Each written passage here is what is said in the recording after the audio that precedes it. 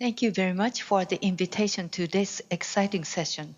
I regret that I cannot attend in person due to a scheduling conflict with the Japanese Ophthalmological Conference taking place during the same period. This is my financial disclosures. Posterior staphyloma is an outpouching of the wall of the eye and is a hallmark of pathologic myopia. Staphyloma is generally considered to develop later in life. However, it's not clear at around what age staphyloma starts to develop. This mystery remains partly because of a lack of reliable and feasible methods to detect staphylomas. We recently used ultra-wide field OCT and showed that staphyloma can be detected precisely by identifying staphyloma edges based on their typical OCT features. We think that the staphyloma formation occurs in synchronicity with scleral curvature changes of a wide area. So the purpose of this study was to examine the longitudinal changes of scleral curvature patterns and then the process of staphyloma formation in highly myopic children and adolescents. A total of 47 eyes of 24 consecutive highly myopic patients under 20 years of age and who underwent ultra-wide field OCT with a minimum follow-up of 2 years were enrolled.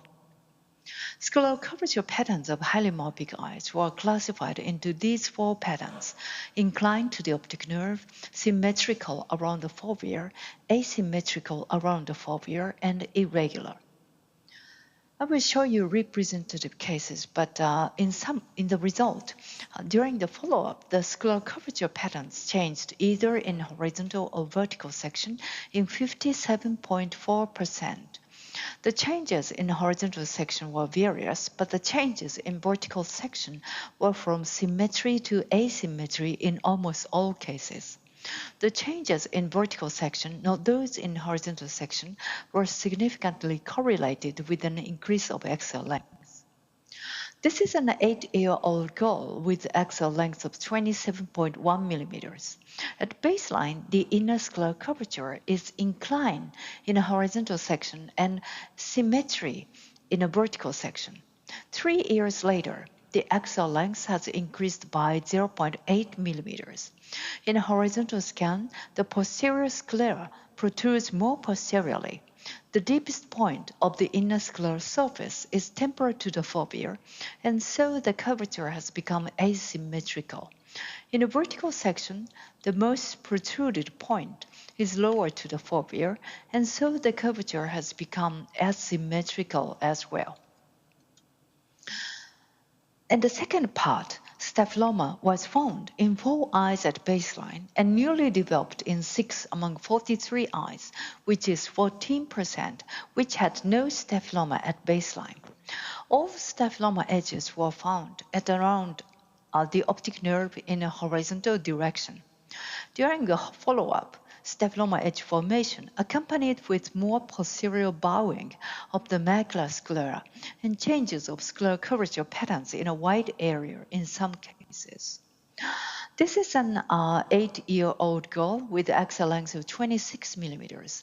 At baseline, the inner scleral curvature is inclined toward the optic disc, and no staphyloma edge is seen.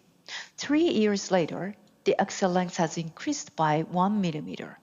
Scleral inward protrusion suggesting a staphyloma edge is formed nasal to the optic disc. The macula sclera bows more posteriorly, and the curvature has changed to symmetrical around the fovea. The location of staphyloma edge also changes with time. In this 11-year-old girl, staphyloma edge is seen nasal to the optic disc at baseline. 4 years later, nasal staphyloma edge has become farther away from the optic disc, and in parallel, the posterior bowing of the sclera has increased, accompanying with scleral curvature changes from symmetrical around the fovea to asymmetrical, with its deepest point shifted temporal to the macula. This is an 11-year-old girl. Mild staphyloma edge is already seen at baseline. 4 years later, in addition to pre-existing edge, a new edge is formed temporal to the optic disc. In parallel, the sclera is bowed more posteriorly with its deepest point temporal to the fovea, and the inner scleral curvature has changed from symmetrical around the fovea to asymmetrical around the fovea. And the axial length of this patient has increased only by 0.2 millimeters in 4 years. But despite such a small increase of axial length, the curvature of sclera has changed dramatically. In this 13-year-old girl, at baseline, no obvious staphyloma edge is seen. 4 years later, the inward protrusion of the sclera, suggesting the staphyloma edge, has developed temporal to the optic disc. In parallel, the posterior bowing of the sclera has increased dramatically. These changes remind me of dome-shaped macula. So Deere and Elovan reported longitudinal increases in macular bulge height and deepening of ocular concavities in dome-shaped macula, as shown in this figure. Although dome-shaped macula and staphyloma edges are two different pathologies, ups and downs of scleral curvature may happen in synchronicity, and the irregularity of scleral curvature may increase over time. So in summary, ultra-wide field OCT images showed that the scleral curvature patterns significantly changed in highly myopic children and adolescents. Staphyloma newly developed in 14% of this age group. Staphyloma edges preferentially developed around the optic nerve and are obvious in horizontal section.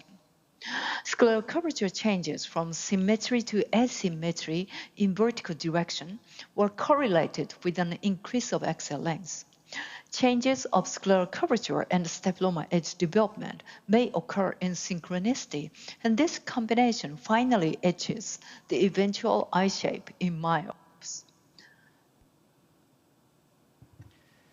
We thank you. We thank very much Kyoko Matsui for this beautiful presentation with very impressive images.